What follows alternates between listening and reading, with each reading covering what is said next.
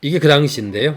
ETF 수가 100개 조금 넘었던 그런 시절인데 지금은 이게 오늘 날짜로 999개입니다. ETF 규모는 그 당시에 한 5, 600억 하던 것이 지금은 3조 5, 6천억으로 늘었습니다. 지난 9월 24일의 정책으로 이 그래프의 치솟은 걸 보시죠. 거의 20조 가까운 돈이 들어오는 걸 봤습니다. 그리고 지난 한 달 동안에는 1조 1천억 RMB가 늘어났습니다. 한국 돈으로 200조가 넘게 늘면서 전체적인 ETF 규모는 3.5조 이엔이 됐고 한국 돈으로는 670조에서 700조 가까이 됩니다. 안녕하십니까, 샹클 캡틴입니다. 오늘은 지난 시간에 이어서 10년 전 그때와 지금의 공통점과 차이점을 살펴보겠습니다. 통화정책은 유사합니다. 돈의 값과 돈의 양을 조절하는 것은 금리와 지준율입니다. 지준율이 낮은 선진국은 금리 하나만 가지고 조절을 하지만 중국은 돈의 값과 돈의 양 둘 다를 가지고 조절을 합니다. 10년 전에 지준은 2번, 금리는 4번 내렸습니다. 이번에는 미국 금리 인하를 기다렸다가 지준과 금리를 같이 내렸습니다. 10년 전 그때와 지준 및 금리 체계가 많이 달라져서 설명할 것이 상당히 많지만 오늘은 생략하겠습니다. 부동산 정책도 비슷합니다. 주택담보대출, 예대금리나 또 구매 제한 완화 등의 결은 비슷하지만 과거보다 더 어려운 경제 상황이라서 조금 더 세진 것 같습니다. 이제는 10년 전하고 다른 부분을 좀 말씀드리겠습니다. 통화정책하고 수단이 더 다양해지고 더 과감해졌습니다. 기존의 통화정책, 금융정책과 가장 다른 것은 스왑 퍼실러티와 재대출입니다. 이걸 좀 풀어서 말씀드리면 주식시장의 안정을 위해서 중앙은행이 돈을 대는 겁니다. 과거엔 은행의 돈으로 주식을 사는 걸 엄격하게 금했던 인민은행이 방법을 쥐어짜가지고 증권 등 기관에 남의 주식을 사라고 또 상장사의 대주주한테는 자기 주식을 사라는 용도로 3번에 걸쳐서 450조를 대겠다고 한 거지만 제가 놀란 거는 이런 금액이 아니라 발상의 전환이라는 이런 변화입니다.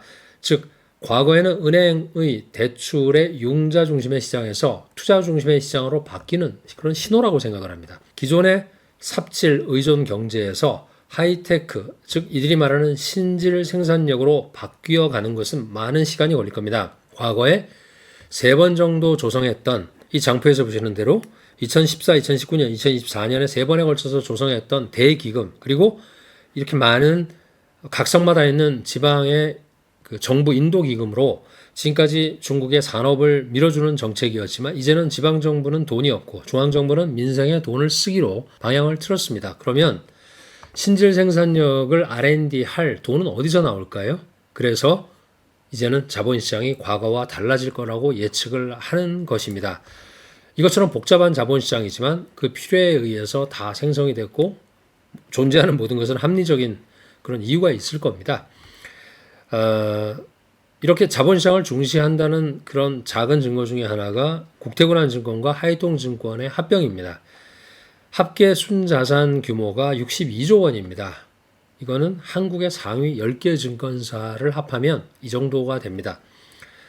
이것도 촌스러운 중국 증권사 규모만 크지 뭘 할 수가 있을까 뭐 이렇게 보신다면 뭐 두고 보시자고 밖에 제가 다른 말을 못 하겠습니다. 저도 잘 모르겠으니까요. 근데 두 번째는 재정 정책이 있고 없고가 다릅니다. 재정부 장관이 얼마 전에 정책 방향과 의중을 기자회견에서 말을 했고 하지만 숫자가 안 나와서 시장은 계속 의심하고 있고 변동성이 올라간다고 누차 말씀드렸잖아요. 그런데 10년 전에 폭등락 시절에는 재정정책이 아예 없었어요. 여기서 보시다시피 2013년, 14, 15년에 재정적자율은 2%대였습니다. 그리고 규모는 1년에 재정적자 규모가 1조 3천억에서 1조 6천억 정도였습니다. 이게 무슨 의미냐면 원래 기존의 중국의 통화와 재정정책은 따로 국밥이었어요. 근데 이번에는 미국이나 일본처럼 오른손 왼손 다 쓰는 그리고 다 칼을 휘두르는 이도리로 바뀐 겁니다.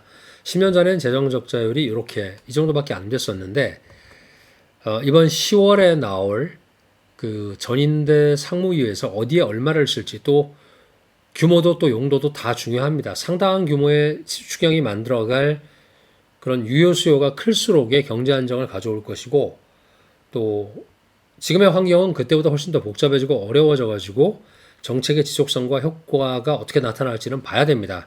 하지만 어떤 정책이거나 끝단에는 결국은 기업의 펀더멘탈이 개선되는지가 가장 관건입니다. 세 번째는 투자자 구조입니다.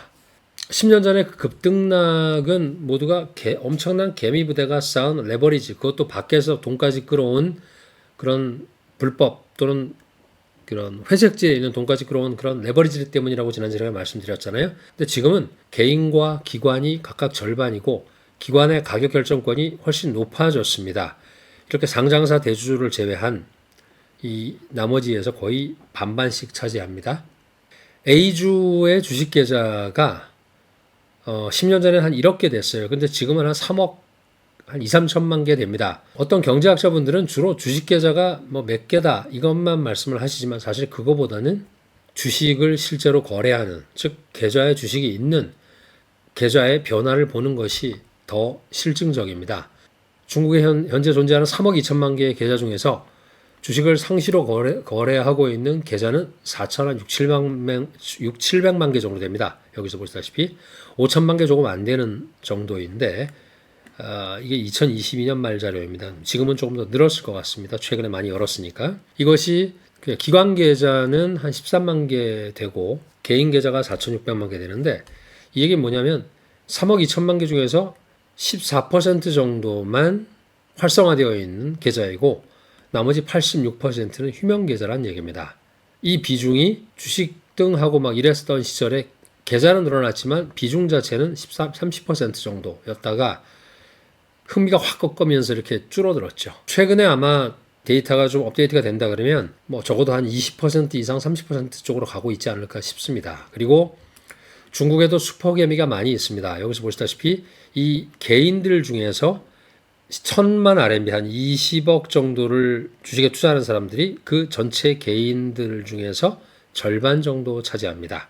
그리고 이 절반이 전체에서 차지하는 비중은 11.8%입니다. 나머지 사람들은 이렇게 규모에 따라서 좀 다르고요. 이렇게 큰 돈을 가진 자산가들이 주식을 자산 배분의 수단으로 본다는 것도 큰 변화이긴 합니다. 시장의 투자자 구성이 이렇게 바뀌었어도 중국 사람들은 투자에서는 절대 만만디가 아닙니다. 변동성이 큽니다.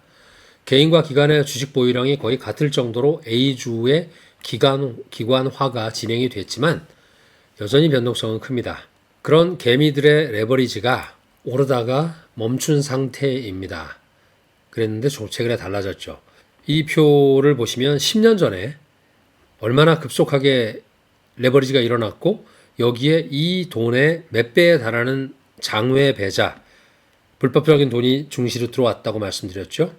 그랬던 것이 최근에 9월 말에는 한 1.4조 원, 1.5조 원 이 정도였습니다. 근데 오늘이죠. 오늘은 한 1조 6천조 정도, 1조 6천억 정도의 그 레버리지입니다. 무섭게 올라갔던 그 시절이 있지만 이번에는 뚝 이렇게 급증을 하긴 했지만 어쨌건 그때와 비해서나 그렇게 높은 비율은 아닙니다. 근데 이거보다 더 봐야 될 것이 그 당시에 A주의 시가총액은 56조를 피크로 찍었고 대부분은 40에서 50조 사이 그 당시에, 그리고 그 뒤에는 비스무리하게 왔습니다. 쭉 올라오다가 지금은 한 70에서 80조 정도 되다가 최근에 급증을 했죠. 이것을 보시면 정도 사이즈 한 90조 RMB, 이 당시에는 50조 RMB, 50조 RMB면 한 1경 가까이 되죠. 한 9천조 이 정도 되고 지금은 한 1경 5, 6천조, 7, 8천조 될 텐데 이 중에서 비율로 따졌을 때 2% 정도 신용거래의 비중 자체가 그 당시에는 5% 가까이 올라갔었습니다. 신용잔고가. 그런데 지금은 2%대라는 거.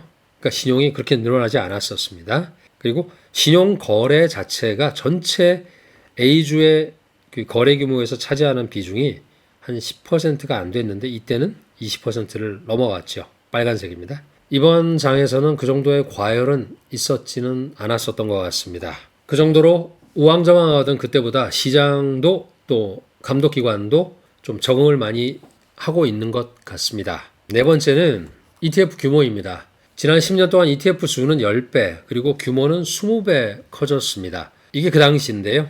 ETF 수가 100개 조금 넘었던 그런 시절인데 지금은 이게 오늘 날짜로 999개입니다. 100개입니다. 1000개입니다. 1000개. 그리고 ETF 규모는 그 당시에 한 5, 600억 하던 것이 지금은 3조 5, 6천억으로 늘었습니다. 지난 9월 24일의 정책으로 이 그래프에 치솟은 걸 보시죠. 하루에 1000억 RMB, 거의 20조 가까운 돈이 들어오는 걸 봤습니다. 그리고 지난 한 달 동안에는 1조 1천억 RMB가 늘어났습니다. 한국 돈으로 200조가 넘게 늘면서 전체적인 ETF 규모는 3.5조 이엔이 됐고 한국 돈으로는 670조에서 700조 가까이 됩니다.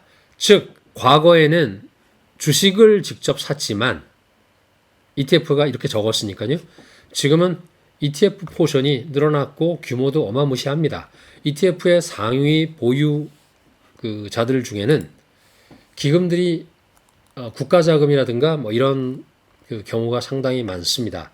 그리고 또 모두에 말씀드린 대로 스왑 퍼실러티를 통해서 자금을 조달할 때 ETF가 담보가 된다는 얘기니까 이 얘기는 뭐냐면 한국에서 코스피 200을 가지고 코스피 200 ETF를 가지고 한국은행 가면 담보를 잡고 돈을 빌려주니까 주식이나 ETF에 투자할 수 있다는 것이니까 기관 입장에서는 ETF에 투자할 이유가 하나 더 늘어나는 것입니다. 이게 최근에 조성된 A500 ETF인데 S&P 500을 본딴 것 같아요. 그것의 기관의 비중이 52%입니다. 공모펀드도 많이 늘었죠. 공모펀드가 지금 현재 30조 RMB가 넘습니다. 그리고 그 당시와 비교했을 때 공모펀드 사이즈도 엄청나게 늘어났고 이 중에 이제 조금 전에 우리가 봤던 ETF가 들어가 있는 겁니다. 다섯 번째는 외국인 자본입니다. 외국 자본의 영향이 그때보다 커졌습니다. 그 시절에 0.3%, 0.5% 정도밖에 안 되던 외자의 비중이 지금은 그것의 10배 이상은 유지하고 있습니다. 그리고 무엇보다 그때는 외자가 전혀 존재감이 없었고 이름만 조금 아는 정도였는데 이제는 그 당시에 없었던 글로벌 기관들이 중국에서 증권사와 운용사를 열고 손실을 보면서도 몇 년째 버티고 있습니다. 그들은 밖에 돈도 관리하겠지만 안에 있는 중국인 돈을 훨씬 더 크게 보는 것 같습니다. 중국의 로컬 리서치 팀과 전략 등 또 PM까지 수십 명, 수백 명을 두고 정책과 시장과 투자 대상을 해부하고 있습니다. 2달도 안 된 저희 상하이 클래스가 현지에서 전하는 내용이 조금 다르다 이런 생각이 드신다 그러면 그거조차도 하물며 제가 혼자서 하는 것인데도 그럴진데 조직과 인재와 돈을 투자하는 회사가 중국에 있고 없고는 상당히 큰 차이가 있을 겁니다. 새로운 국구조, 신국구조가 목표하는 장기자금의 대표 주자가 보험사인데 보험사의 그 운용자산의 규모는 28조 RMB입니다. 이렇게 꾸준히 수보가 올라갔었고 한국 돈으로는 5,200조 원입니다. 10년 전에 보험사의 주식 투자 비중은 15%, 16% 정도에 달했는데 금년에 수보가 꾸준히 증가하고 있는데 지금 현재 보험 자산의 비중은 12%니까 아마도 잠재적으로 주식을 매수할 수 있는 규모는 1조 위엔 이상이 된다는 보고서가 이렇게 해서 나오는 것 같습니다. 마지막입니다. 그 당시와는 탑이 변했습니다. 당시에 경제를 총괄하는 것은 이미 고인이 된 리커창 총리였는데 아마도 당시에 주식시장을 그레이드하는 그런 작업은 시진핑의 의지는 아니었을 것입니다. 그래서인지 몰라도 그때는 통화정책만 나왔을 뿐 재정정책이라든가 기타 부대 정책들이 세트로 나오지는 않았었습니다. 그땐 여전히 총리가 힘이 있을 때라서 두 사람이 아마도 권력 투쟁을 했었는지 그런 것들 때문에 개미들이 당했었다는 그런 말이 될 듯 안 될 듯한 음모론도 돌았었는데 사실은 원맨 또는 키맨 리스크는 매우 큰 리스크 요인이지만 역발상으로 보면은 그래서 뭔가를 할 수 있지도 않을까 이렇게 생각할 수도 있을 것 같습니다만은 저는 경제 외적인 그런 부분을 논리적으로 분석하거나 설명할 능력은 없습니다. 다만 현상이 있기 때문에 설명을 드린 거고요. 오늘 영상을 마무리하도록 하겠습니다. 그때의 성장 엔진은 부동산과 인프라 투자였고 그것은 은행 돈으로 그 삽질하는 경제를 도와준 겁니다. 중국이 수만 글자에 걸쳐서 써놓은 18자, 19자, 20차 당대회 보고서라든가 20기 3중전의 보고서라든가 또는 정치국 회의의 자료를 적어도 번역기라도 돌려가지고 보려고 노력한 그런 경제학자나 애널리스트라 그러면 이들이 성장 엔진을 바꾸려고 하는 것은 지난 수년간 꾸준히 진행되어 오고 있다는 것은 알고 있을 것입니다. 다만 외적인 그런 환경과 내부적인 갈등과 모순과 또는 잘못한 그런 부분들 때문에 지금 발목이 꽉 잡혀 있는 상황입니다.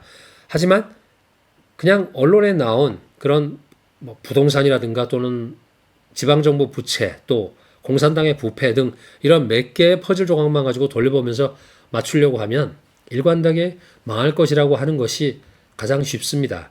미국이 달러를 찍어서 현금을 뿌리고 소비하면 또는 투자하거나 그리고 일본이 정부가 ETF를 사는 것은 선진적이고 합리적인 그런 투자 기회로 보는데 같은 일을 여기서 하면 외국인 돈 뜯겠다고 또는 공산당의 주가 작전이라고 하는 그런 시각이 만약에 맞다면 정말 공산당은 곧 망할 거고 중국도 미래가 없습니다. 왜냐하면 그동안 모른 체하고 디플레를 그렇게 무시했었는데 이제는 그 디플레를 벗어나려고 총력전을 펼치고 있고 이것이 실패를 하게 되면은 그 타격은 안 하니만 못할 것입니다. 엄청난 타격이 될 것입니다. 그렇기 때문에 저는 지난 10년 전에 수개월간 강세장에서 극단적인 하락을 만들어서 또는 조성을 해서 재현하게 될 그런 조건이나 또는 그런 가능성은 매우 낮을 것으로 봅니다. 오히려 그렇기 때문에 이런 변화가 어떤 전환점 또는 티핑 포인트에 와 있다고